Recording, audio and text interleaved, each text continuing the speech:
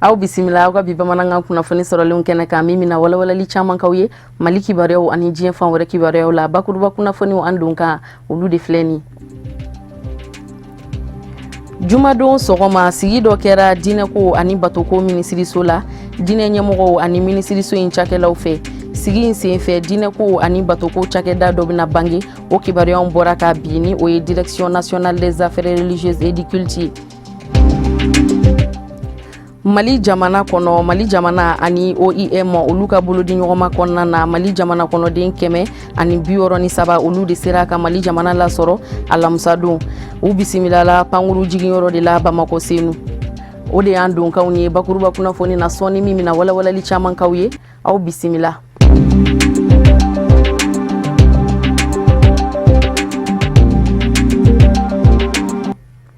an balima bamanankan mɛnnaw Mali kɔnɔ ani Mali kɔkan foli ani waliɲumandɔw bɛ ka taa aw bɛɛ lajɛlen ma fo yan fo aw sigiyɔrɔ la an y'aw tulo lasɔmi an donkan na bakuruba kunnafoni na a tɛna janya tuguni Direction nationale des affaires religieuses et du culte o baarakɛyɔrɔ in a bɛna dangɛnɛmaya diinɛ ɲɛmɔgɔw ani minisiriso in yɛrɛ cakɛlaw sigi dɔ de kɛra u ni ɲɔgɔn cɛ kunnafoni a bɔra ka bin o de kɛnɛ kan a kɛra minisiriso la min ka cɛw bɛnnen don diinɛko ani batokow de ɲɛnabɔli ma an ka jamana kɔnɔ an ka jɛ an ka Habib Kane ale lamɛn Maretu Jalo a ka ɲiningali galaman na walasa faamuya caman u bɛ se ka sɔrɔ cakɛda kura in bangeni ko kan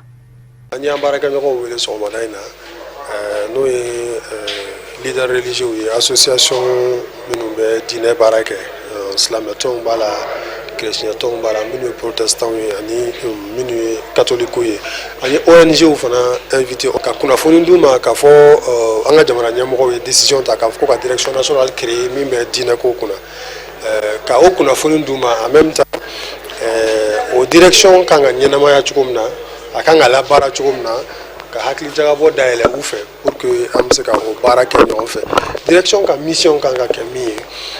k'o f'u ye an y'u hakili lajigin fana k'a fɔ depuis département créera fo ka se bi ma an ye baara kumaba minnu kɛ an y'olu da o tulo kan donc nin baara in ye diinɛ mɔgɔ bɛɛ lajɛlen de ka baara ye an kɔni ye administration ye an ma occupé aspect administratif la mais a batomayɔrɔ o y'olu ka baara de donc an ka rôle ye jumɛn ye o ye k'u dɛmɛ u ka bateau bɛ se ka kɛ kɛcogo ɲuman na cogo min na a bɛ se ka encadrer ka ɲɛ cogoya min na donc direction bɛna baara kɛ fɛn caman kan an y'o information d'u ma i n'a fɔ wajiluko bɛ cogo min na an ka jamana kɔnɔ bɛɛ b'i plaigner donc f'a ka organiser a ka dilan ka ɲɛ bon a tɛ se ka kɛ diinɛ mɔgɔw kɔ ministère de la communication impliqué len don sécurité intérieure impliqué len don anw impliqué len don diinɛmɔgɔw impliqué len don donc il faut que an bɛɛ lajɛlen de ka jɛ ka baara kɛ ɲɔgɔn fɛ direction in kɔnɔna la pour que o problème bɛ se ka résoudre cogo min na an ka batokɛyɔrɔw fana o fana kan ka ta en compte est-ce que an kan ka batokɛyɔrɔw dayɛlɛ n'importe comment dans n'importe quelle condition an kan ka an miiri o la batokɛyɔrɔw fana anw fana gouvernement jɔyɔrɔ kan ka kɛ mun ye batokɛyɔrɔ ninnu na parce que u bɛ ka baara min kɛ faso baara don jamana baara don minnu b'a animé o fana bɛ jamana baara dɔ la donc gouvernement fana jɔyɔrɔ kan ka kɛ mun ye o la hiji fana bɛ organiser hukumu minnu kɔnɔna la an bɛna direction bɛna baara kɛ o fana kan a bɛ mɔgɔ kabakoya k'a fɔ ko Mali la depuis indépendance fo sisan sariya foyi tɛ min bɛ hiji organiser nin kan ka kɛ nin man ka kɛ o tɛ donc direction bɛna baara kɛ o fana kan ɲumanya minnu bɛ kɛ adamadenw bɛ min bɔ u yɛrɛ la ka kɛ ala kama o bɛ organiser cogo min mɔgɔ bɛ se ka nafa sɔrɔ la cogo min na donc direction bɛna baara kɛ o fana kan diinɛ kalan o bɛ organiser an ka jamana kɔnɔ cogoya min na an ka bulonkɔnɔ kalanw olu fana bɛ organiser cogo min na direction bɛna baara kɛ nin bɛɛ kan donc an y'u wele ka nin information bɛɛ d'u ma ka tila ka ɲini u fɛ baara in ye an jɛ baara de donc fɛn o fɛn n'an b'a kɛ u ka u hakili latigɛ fɛn tɛna kɛ u kɔfɛ fɛn tɛna kɛ u contre la an bɛ jɛ de k'a kɛ ɲɔgɔn fɛ olu de ka baara don an bɛ yan o de kama an tɛna fama ka nin sigi ɲɔgɔn kɛ mais ni hakilina minnu b'u la hali n'an ma se u ma an ka dayɛlɛlen don wagati bɛɛ u ka s'an ma u ka kunnafoni di an ma u k'u fɛla fɔ an ye a bɛ waleya cogo min na an bɛ hakili jagabɔ kɛ o kan ɲɔgɔn fɛ donc sigi in tun kun ye nin de ye an ye nisɔndiya sɔrɔ a la kosɛbɛ parce que hakilina minnu bɔra a kɔnɔ a bɛ hakilinaw ye minnu bɛ taa ɲɔgɔn dɛmɛ ani jɔli sira fɛ. Mali jamana ani OIM olu ka dɛmɛɲɔgɔnya kɔnɔna na Mali jamana kɔnɔden 163 olu de sera ka Mali jamana lasɔrɔ ka bɔ Libi jamana kɔnɔ alamisa don u bisimilala pankuru jigiyɔrɔ de la Bamako senu ka labana k'u sɛnsɛn ni ka taa n'u ye protection civile kɔnɔ an ka jɛ an ka ɲɛmada sɔrɔlen ninnu fɛ. anga Mali jamana de minu kun sigilen do Libi n'u donna anga jamana kono u kun bɛ na anga ministre so fɛ min n'ale ka caw ɲɛsinen do Mali de minu sigilen do jamana wɛrɛw la olu ka koɲɛ ɲɛnabɔli ma n'o ye ministre des Maliens de l'extérieur ye ka fara protection civile kan k'aw ladɔnniya k'a fɔ ni maliyɛn ninnu ye Mali jamana lasɔrɔ ni avion min ye o ye nouvelle RA 320 n'i ye nin jamakulu ninnu lajɛ minnu bɔra Libi ka don Mali jamana kɔnɔ u bɛ tali kɛ cɛw musow ka fara denmisɛnninw kan u ka avion sɔrɔ ka don Mali jamana faaba kɔnɔ o kɛra ni jɛkulu dɔ ka dɛmɛ ye min n'a bɛ wele l'Organisation internationale pour les migrations n'o ye jɛkulu ye min ka baara ɲɛsinen do tungarankɛw dɛmɛli ma n'i ye nin tungarankɛ ninnu ka gɛlɛyaw ta k'a lajɛ u ye min ye u ɲɛ na Libi o donnen an ka Mali jamana faaba kɔnɔ a kɛra nisɔndiya koba y'u ma an nana ka bɔ Libi Tripoli bɔ gɛlɛya bɛ yen u bɛ ka mɔgɔw sɛgɛn yen nɔ kosɛbɛ kosɛbɛ o baga mɔgɔw ma u bɛ taa mɔgɔw attaquer u ka so bandiw cayalen don sɔrɔdasiw ni polisiw bɛɛ kɛra bandi ye u taa mɔgɔw ta otage la u b'a fɔ f'i ka 260 100 valeur sara pour que u k'i bila quoi ni m'o kɛ u t'i bila u bɛ dɔw bugɔ fo k'u bana quoi. An nana ka bɔ Libi u y'an minɛ ka taa an da tuguni de an tun bɛ prison de la donc an kalo filanan yɛrɛ dafara bi de donc an nana an ni mɔgɔ ninnu farala ɲɔgɔn kan ka na mais an mɔgɔ minnu jɔlen filɛ an fɛ an b'an dama de bon u taara k'an ka da kari de ka don an ka taa minɛ donc u bɛ yira tubabuw la k'u y'a minɛ ji kan de k'a sɔrɔ u taara an ka so da de kari k'an minɛ ka na n'a ye nali diyara an ye kosɛbɛ yɛrɛ yɛrɛ an bɛ ɲɛmɔgɔw fo nali diyara an ye yɛrɛ yɛrɛ parce que an kun bɛ sɛgɛn mun na u y'an bɔ sɛgɛn na vraiment an b'u fo ka aw ladɔnniya k'a fɔ Mali jamana gouvernement ka fara a baara ɲɔgɔnw kan u y'u jeniyɔrɔ fin kosɛbɛ walasa nin tungarankɛ ninnu bɛ se ka Mali jamana lasɔrɔ an bɛ aéroport la bi wulada nin na pour que ka an ka maliyɛn minnu bɛ Libi n'u tun bɛ situation difficile la dɔw tun bɛ kaso la dɔw tun bɛ yɔrɔ wɛrɛ donc dɔw dogolen fana kun don donc ambassade y'u fara ɲɔgɔn kan OIM maintenant OIM ye avion affrété o avion de filɛ nin ye o pankuru nana ni mɔgɔ 163 de ye o mɔgɔw nana filɛ nin ye an compatriotes de don maliyɛnw de don donc je pense d'abord fɛn kelen b'u fɛngɛ bi u b'u faso jamana na donc moi je pense c'est une action à saluer à remercier l'OIM qui accompagne le gouvernement nali volontaire de don c'est-à-dire que pratiquement ni mɔgɔ b'a fɛ ka na i bɛ taa ambassade la i bɛ taa interview de kɛ ambassade la et c'est sur la base de cette interview là que i tɔgɔ bɛ sɛbɛn avion bɛ ɲini soit gouvernement bɛ avion musaka bɔ mais nin cas la an ye OIM ka jɛ de sɔrɔ OIM ye a musaka ta en charge pour que ni avion ka na donc gouvernement ka laɲini na fana et OIM y'u engagé fana parce que la situation est telle aujourd'hui en ambassade bien en ambassade nous ka structure mbé sur place là-bas on veut collaborer là pour que Maliens nous ben qui sont en détresse parce que vous voyez bien ay dembatigu bala demsenu bala banabato bala munu mbora kasola lu fana bala donc ni ala je ni befle ni bibina u ka layini kana ko jamana na fe ka layini kana ga jamana la je pense gouvernement bi jo ujugu ya koro pour que se kana tugumina gouvernement ka musaka la gouvernement partenaire ka musaka la pour que se ka rentrer Mali kona tugumina ngo effectivement a kɛra togo togo i nana k'i bolo fɛn to mais i ɲɛnɛman seri ka jamana na o ye belebele fɔlɔ o min filɛ nin ye musaka minnu tora yen an b'a ɲini ambassade fɛ an ambassadeur bɛ contact la hali bi n y'a wele tile bɛɛ an b'a wele donc an b'a ɲini a fɛ et je pense des institutions seront données dans ce sens là pour que ni minnu ka minɛnw bɛ se ka retrouver u ka ɲini k'a retrouver mais garantie t'an bolo ko la an kɔni b'a ɲɛɲini ngal kira sonama hakilina jigina maliden minnu bɔra Libi kana don Mali jamana kɔnɔ u bɛ taa mɔgɔ 163 ɲɔgɔn na la nin tungarankɛ minnu filɛ nin ka Mali jamana la sɔrɔ n'u kun sigiyɔrɔ bɛnnen don Libi jamana ma u bɔlen aéroport la u y'u kunda protection civile kan ka aw ladɔnniya k'a fɔ u ka tɔgɔ sɛbɛnnu n'o ye recensement ye o bɛɛ lajɛlen bɛna kɛ o yɔrɔ kofɔli in na o kɔfɛ u bɛ sɔrɔ k'u ka denbayaw magɛn ziyaraba min bɛ kɛ ka ɲɛsin Cerno Adi Talma o tako filanan baaraw bɛɛ lajɛlen kuncɛra février kalo tile 26 tɛmɛnen de min labɛnna a yɛrɛ denkɛ fɛ dɔgɔkun kelen kɔnɔna na ala ko suma olu kɛra ka caya ka labana ka duwawu don caman kɛ groupement des leaders spirituels musulmans du Mali olu yɛrɛ kun bɛ taama in na ɲɔrɔ Amadou Diallo Fuseni Keita u sera ka fɛn min sɔrɔ kɛnɛ kan an ka ɲɛmadaw fɛ an filɛ kɛnɛ min kan alhamdulilahi rabbil alamin nin ye kɛnɛ in sigi ko 32 de min ye kɛnɛ in sigi bi alhamdulilahi a y'a ta a fa de la a fa ka nin tanyana an bɛ ala deli ala ka hinɛ ani silamɛsiw bɛɛ lajɛlen nin kɛnɛ in sigi kun wɛrɛ t'a la fo alhamdulilahi ka adamadenw wele ka na silamɛya ma ka adamadenw wele ka na balimaya ma ka adamadenw wele ka na kelenya ma ka dugawu kɛ Allahu Taala ka jinɛ jidi ka dugawu kɛ mɔgɔw ka ɲɔgɔn minɛ ka dugawu kɛ Allahu Taala ka jamana sabati Allahu Taala ka bɛn don jamana kɔnɔ Allahu Taala ka jamana jidi Ala ka diinɛ fɛnɛ jidi mɔgɔ minnu b'o baara kɛ an b'o tan dɔn an b'o wale ɲuman dɔn n'an cibaaw tɔgɔ ye parce que nin kɛnɛ n'i nana nin kɛnɛ kan foyi tɛ ɲa ni bonya ani karama Ala wele faso kanu kelenya o ko duman ye alhamdulilahi rabbil alamin an ma foyi kɛ ni diinɛ dɛmɛli tɛ an ma foyi kɛ ni an cibagaw y'an bila min na tɛ an n'olu ka jɛ k'a fɔ ka jɛ k'a kɛ les mesures sécuritaires adamadenw u bɛ se ka bisimila cogoya min na kelenya kɔnɔ bonya kɔnɔ karama kɔnɔ ka tiɲɛli bɔ a la vraiment organisateurs ko in yɛrɛ tigi o hamina ye o de ye c'est pourquoi o bɛ an tan an bɛ kɛnɛ min kan Ala Taala ka kɛnɛ don bonya kɛnɛ don wasa kɛnɛ don dɔwjabi kɛnɛ don cɛba min n'an bɔ kɛnɛ kan ne Cheikh Umar Futi ye a ye baara min kɛ diinɛ kɔnɔ a ma dogo maa si la a sara o b'Ala bolo Ala y'a sara yɛrɛ ka ban n'o ye arijinɛba in ye an nɔ la mun kosɔn a bɛ yɔrɔ min na bi n'o ye arijinɛ ye Ala b'o nɔgɔya an fana ye sabula ziyara maa ɲumanw olu hɔrɔma ɲininen don ka segin ka diinɛ a kɔrɔta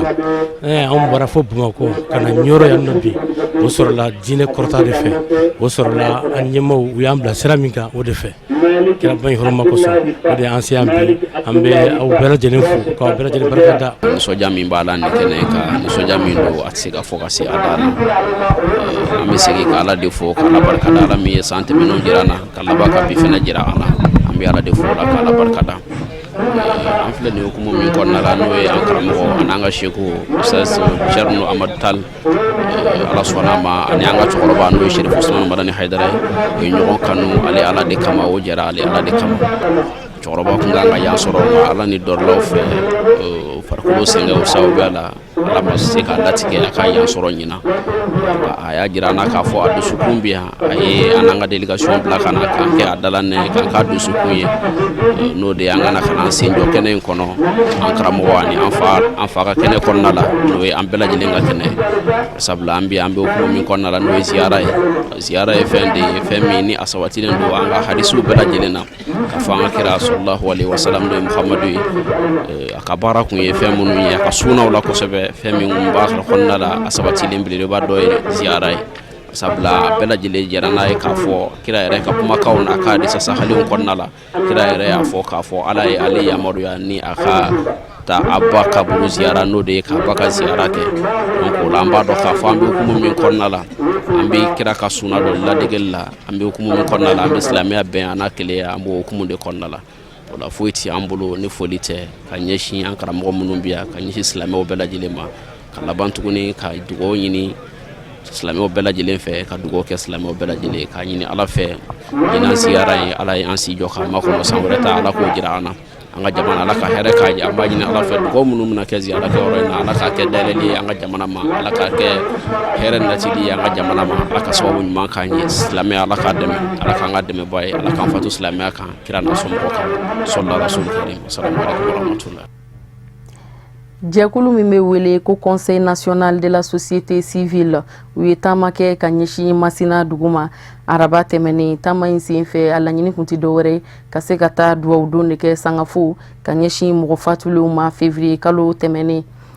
an ka mɔgɔ minnu kun b'a kɛnɛ kan u nɔfɛ taama la Sherifila Jabaraniso tɔgɔ la Usumani Sogere Ibrahim Kulibali an ka jɛ an ka ɲɛmadu ka sɔrɔlenw fɛ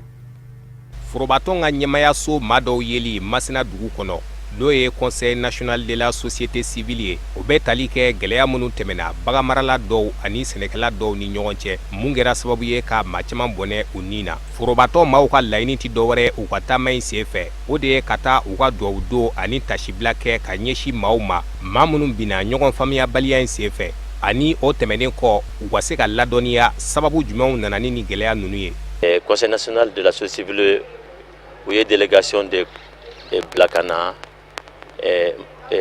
Segu marala précisément Masina ani Ɲɔnɔ o y'o bila ka na non seulement ko an kana duwawu kɛ yaadi mun kɛr'u bolo bani mun kɛr'u bolo an ka duwawu k'u ye société civile bɛɛ tɔgɔ la ka tila ka faamuya ɲini fana mun de kɛra sababu ye ka ni jihadi se u ma an nana faamaw y'an kunbɛ ɲɛnama o ye an bisimila k'a ɲɛ ka fɛn caman f'an ye mun tun tɛmɛna Masina kosɛbɛ an nimisi wasara kosɛbɛ parce que fɛn caman tun bɛ ye k'a to Bamakɔ an tun tɛ faamuya sɔrɔ a la parce que kumaw cayara kosɛbɛ dɔw y'a fɔ a bɛ tan dɔw y'a kɛ tan sisan an nana an ye faamu yɛrɛ sɔrɔ mun y'a kɛ kɛlɛ kɛra fan fila cɛ la an y'o faamuya sɔrɔ kosɛbɛ donc an nimisi wasara n'Ala sɔnna an bɛ sigi Bamakɔ n'an taara minnu y'an bila ka na mission la an b'a an ka compte rendu f'u ye donc mun kan ka fɔ ou bien mun kan ka kɛ a ko ɲɛ bɛ olu de bolo. Kunnafoni minnu sɔrɔla Masina dugu kɔnɔ olu ye a jira k'a fɔ ko ɲamili maaw bolo ŋunuŋunukanw ka taa se maaw tɔlɔmini ka don da wɛrɛw fɛ olu de kɛra sababu ye ka na ni gɛlɛya ninnu ye. Forobatɔ maaw ka nin wulikajɔ ye n'a bɛ fasoden ɲumanya kofɔ a kɛra baaraba ye mun diyara ye marabolo ɲɛmaaw ye. Kuma ne ko sa ko min ye Masina sɔrɔ ne b'a fɔ ko min ye Mali sɔrɔ parce que a ma Masina kelen sɔrɔ a ye Mali bɛɛ sɔrɔ u nana duwawu don na a diyara n ye a bɛnna an ma an b'a ɲini masa Ala fɛ u nana ni ŋaniya min ni duwawu minnu ye ka ɲɛsin an ka banbaatɔw ma Ala ka u dayɔrɔ sumaya Ala ka minnu joginna Ala ka lafiya di u ma wa surtout an ka duwawu yɛrɛ min ye o ye Ala ka jamana in kisi ni ɲɔgɔn wɛrɛ ma an ye min ye Masina ye an b'a dɔn donc an b'a ɲini Ala fɛ ale min ye ko bɛɛ latigɛbaa ye Ala k'an kisi ni ɲɔgɔn wɛrɛ ma. Welekan wɛrɛ tɛ ne bolo ka ɲɛsin maliyɛnw ma ni bɛn ni kelenya kuma tɛ min kɛra nin ye ɲɔgɔn faamuyabaliya don ani kuma tacogo de bi na ni nin n'a ɲɔgɔnnaw ye an b'a ɲini maliyɛn bɛɛ fɛ ni ko wulila a kɛra nin ye a kɛra ɲɔgɔn wɛrɛ ye an ka sigi an ka kuma an ka ɲɔgɔn ɲininka tiɲɛ na an ka tiɲɛ fɔ ɲɔgɔn ɲɛna tiɲɛ tɛ dajeni ko kɛra cogo cogo a y'a sigi a k'a fɔ balimaya kɔnɔ mais Ala barika la a bɛ ɲɔgɔn faamuya. An bɛ aw ladɔnniya k'a fɔ gɛlɛya minnu tɛmɛna Masina dugu kɔnɔ février kalo tɛmɛnen a kɛra sababu ye maa 689 olu k'u sigiyɔrɔw bila ka bɔ Masina ka taa Ɲɔnɔ dugu kɔnɔ o de y'a to forobatɔ maaw ka nin taama in sen fɛ u y'a kanu u n'u dɔw ɲɛ ka da ɲɔgɔn kan. O de b'an sɛnsɛn ka diɲɛ fan wɛrɛ kibaruyaw lasɔrɔ Musa Fɔnba a bɛ ɲɛfɔli k'an ye bi kibaruya sɔrɔlenw na an ka ɲɛ jɔ a ka sɔrɔlenw na.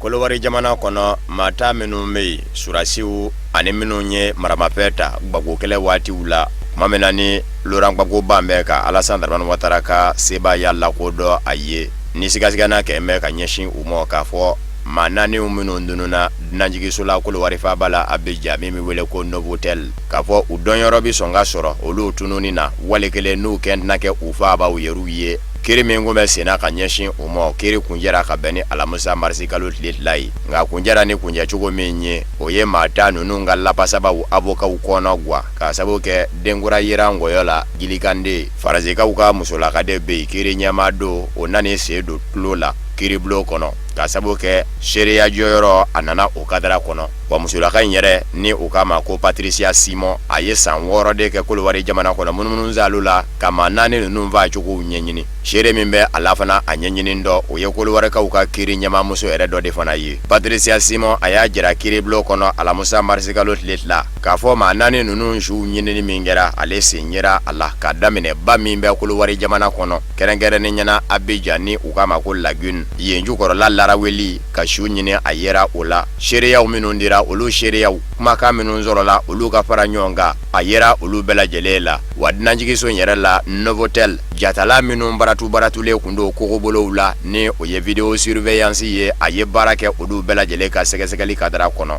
Patricia Simon Faransikaw ka kiri ɲɛmaamuso y'a jira k'a fɔ maa 4 minnu dununa ni 2 ye Faransi jamana den ye ko maa 3 bɛɛ la minnu kɔni b'a de bɛ Bukɔrade Laurent Gbagbo kuma min na ni fa bɛɛ lajɛlen korona a bolo k'a tɔ to a yɛrɛ ka jamana ɲɛmaya daga yɔrɔ kelen ye présidence ko présidence duba kɔnɔ yɔrɔ wɛrɛ bɛ du kɔnɔ yɔrɔ kolile ko maa saba ninnu b'a de bɛ bugɔra k'u fa yen de a ko naaninan u ko maramafɛn min ma ko Kalashnikov k'o de kɛra k'o tɔ lase Nigeriya ninnu bɛ kɛ sababu ye ka baara gwɛlɛya maa ta ninnu ka lapasabaw bolo ni o ye avocat ye barisabu ka da ka faransikaw ka kiri ɲɛmaamuso Patricia Simon a ko maa minnu bɛ k'a fɔ ko maa naani ninnu donna kɛ faransikaw ani diɲɛ seleke naani tɔnba Nations Unies ka basigili jɛkulu ONU ka susuli de la sanni dugu cɛ kuma min na ni kɛbɛ gbago nɔfɛ ko kuma in tɛ sira sɔrɔ ko don min na maa ninnu min minɛ k'u fa k'a don ko Faransi jamana ani diɲɛ seleke naani tɔnba Nations Unies ka basigili jɛkulu ONU ma susuli kɛ sanni dugu cɛ o kɔrɔfɔ in de ma bɛɛ Laurent Kudo gbagbo masurunama ta ninnu sɔrɔsiw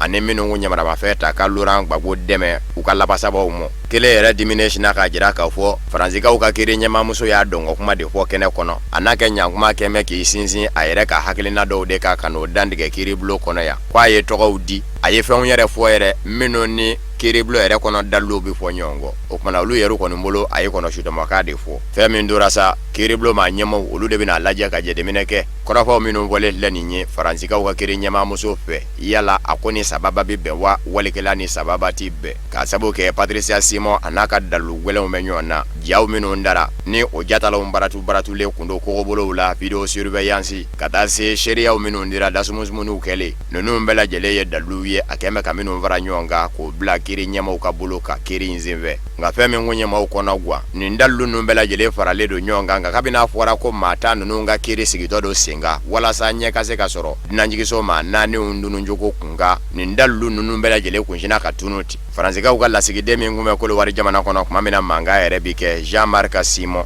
ale fɛnɛ ye Laurent Kudu Gbagbo ka kɛlɛbolo ɲɛmaa kɔrɔ dɔ fɛnɛ ka kɔrɔfɔ nkalontigiya kɛlɛbolo ɲɛmaa kɔrɔ min ni sigasigana yɛrɛ kɛ mɛ ale la k'a fɔ ale de kun bɛ sɔn ka kɛ kow bɛɛ lajɛlen ɲɛkun ye General Bruno Dogoble ni ale yɛrɛ minɛ bɛ kɛnɛ kɔnɔ General Dogoble kun y'a jira araba tɛmɛnen a ka dantigɛliw la kiiribulon kɔnɔ ko Faransi kɛlɛcɛw ani diɲɛ seleke naani tɔnba Nations Unies ka basigili jɛkulu ONU mɔw ko olu ka susuli de kɛra sababu ye ka maa ninnu fa dunanjigiso in kɔnɔ o kumana ni ale bɛ jalaki bi maa ka bɛɛ ko ale b'a bi Faransi kɛlɛcɛw de ka barisabu ka da kan olu de ma se ka maaw lakana kɛrɛnkɛrɛnnen ɲɛna u ka jamanaden lamini kun bɛ maa naaniw jɛla nka Jean-Marc Simon ni o ye faransikaw ka lasigiden kɔrɔ ye o y'a jira k'a fɔ General Bruno Dogoble bɛ ko min fɔ o ye k'a bi Faransi jamana jalaki k'a k'a dɔn k'a fɔ sekun tɛ Faransi jamana ye ka gwɛrɛ Laurent Kudo Gbagbo ka yɔrɔ la o cogo la k'a b'a fɔ k'a bi maa lakana maa min bi ye a dafɛlaw la.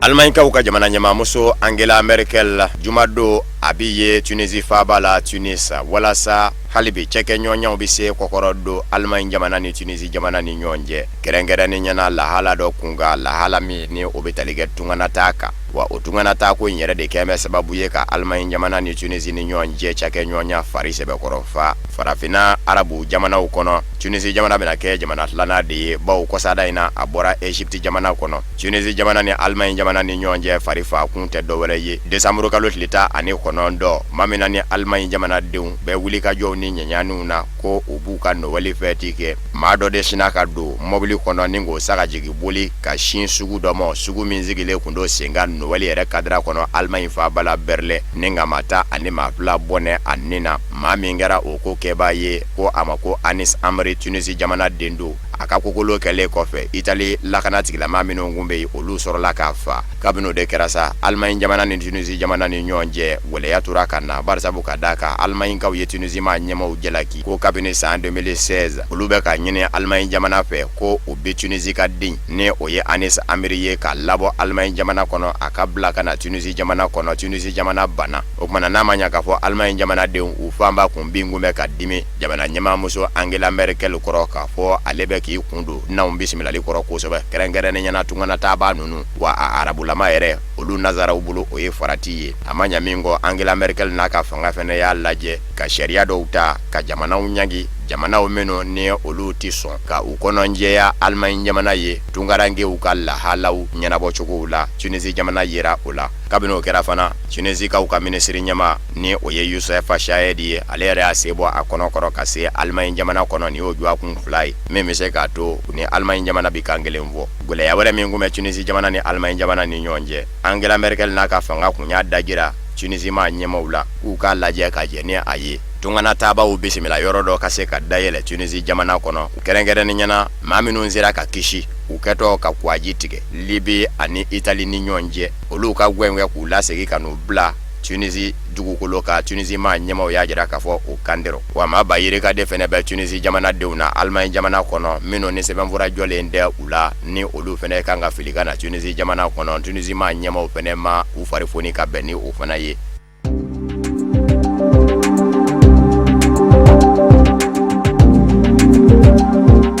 Egypte ka u ka jamana ɲamakɔrɔ Hosni Mubarak ale min minɛnen kun don alamusa tɛmɛnen kiriw bɛɛ lajɛlen kɔni bira ka bɔ a kanza maa bɛ se k'a fɔ maa labilalen don kabini a ka fanga bira san 2011 a kun bɛ bolo la Hosni Mubarak san 2012 kiri dɔ jalatigɛra k'a jira k'a fɔ si ka so a b'o kɛ kiri wɛrɛ labana ka kurakuraya ka ɲɛsin a mɔ nka kiribulon dɔ kun nana a jira k'a fɔ Hosni Mubarak bɛ yɔrɔ min na ani bilali ka kan o de kosɔn kiribulonba ka bɛn ni alamisa marisi kalo tile fila ye o sina k'o sɛmɛndiya k'a jira k'a fɔ a jabajɛ bɛ sa a bɛ se ta so an bɛ aw ladɔnniya k'a fɔ Egyptekaw ka jamana ɲɛmakɔrɔ Hosni Mubarak kiri caman dayɛlɛla ka ɲɛsin a mɔ février kalo la san 2011 kiriw la gwɛlɛma yɛrɛ de kun ye tile 18 min kɛra a ka fanga dafɛ domina ni arabuw ka wili ka jɔw daminɛna ka bɔ Tunisie ka taa yɛrɛ sɔrɔ Egypte maa 850 ɲɔgɔnna de bɔnɛna Egypte faaba kɔnɔ Caire tile 18 in kɔnɔ a wili ka jɔ bɛɛ lajɛlen kun bɛ ka kɛ Hosni Mubarak de ka fanga dafɛ a yɛrɛ bilama si bɛ san 80 ani san 70 na nka kabini a ka fanga binna n'a minɛna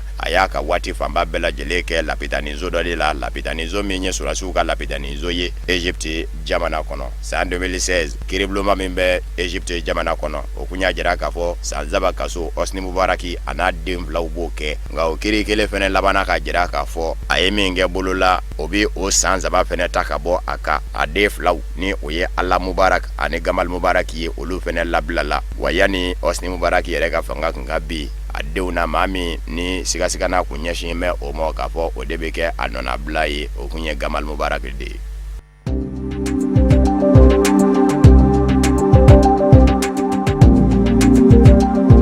Congo Kinshasa jamana kɔnɔ fangasiinamatɔ ɲɛma min bile kalo kelen ye nin ye Etienne Tshisekedi ni a ka fatuli Belgique faaba la Bruxelles kɛra sababu ye ka sigikafɔ yɛrɛ jɔ jamana ɲɛmayaso ani fangasiinamatɔ ni ɲɔgɔn cɛ sigikafɔ min n'u donna chrétien diinɛ ɲɛmaw ni ɲɔgɔn cɛ kunnafoniw ye a jira k'a fɔ tile 10 gɛlɛnw kɔfɛ kuma samanzamaw ni sigikafɔw la fangasiinamatɔw yɛrɛ dama ni ɲɔgɔn cɛ u sera ka bɛn ɲɛmayaso dɔ kan sa k'o sigi o kumana maa tɛ kɛ maa kelen ye bilen ɲɛkun na o ko jɛkulu min ma ko Conseil des sages ni o bi kɛ bɛnkan sɛbɛn tɛgɛ nɔbilalen kɔfɛ a jateminɛ jɛkulu ye ni Etienne Tshisekedi yan'a kun ka fatu ni bɛɛ lajɛlen kun y'a jira k'a fɔ ale de bɛ kɛ o ɲɛmaa ye o ɲɛmaaya dira maa min ma o ye Pierre Lumbi ye Pierre Lumbi minisiri kɔrɔ don wa fangasiinamatɔw ka bolofara min bɛ wele ko rassemblement ale y'o dankɔrɔba ye Etienne Tshisekedi yɛrɛ denkɛ ni o ye Félix Tshisekedi ye politiki nasiraw baaraw la o jɛkulu ɲɛmaa bɛ kɛ ye ɲɛmaaya ka kɛ kunkolo fila ye o ma sɔrɔ dɔwɛrɛ fɛ fangasiinamatɔw b'a fɛ de k'a lajɛ farafara min bɛ sɔn ka don u ni ɲɔgɔn cɛ k'o dan sira la o kumana ni bɛɛ lajɛlen sera ka dɔ sɔrɔ a ka ca la daw na tugu kɛrɛnkɛrɛnni ɲɛna Etienne Tshisekedi ka fanga ɲini jɛkulu UDPS ani dankɔrɔba 7 minnu y'u yɛrɛ ta ka bɔ jamana ɲɛmaa Joseph Kabila nɔfɛ don dɛmɛnw na ni u k'u ma ko les G7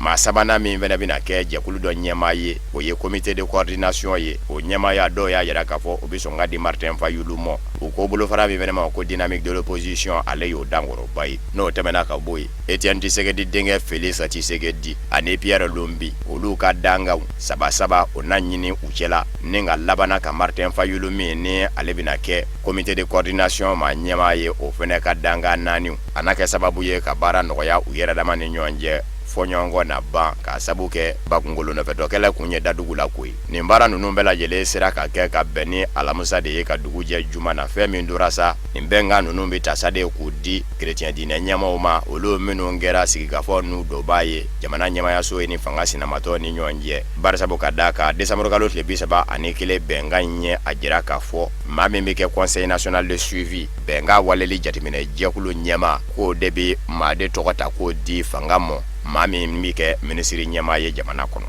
ɲiningali tɔ min bɛ yɔrɔ min sisan n'a ma ɲa k'a fɔ Pierre Lumbi ale kɛra bɛnka waleli jateminɛ jɛkulu maa ɲɛmaa ye a bɛna Etienne Tshisekedi cɛkɔrɔba denkɛ Félix Tshisekedi tɔgɔ de di k'o kɛ minisiri ɲɛmaa ye wa.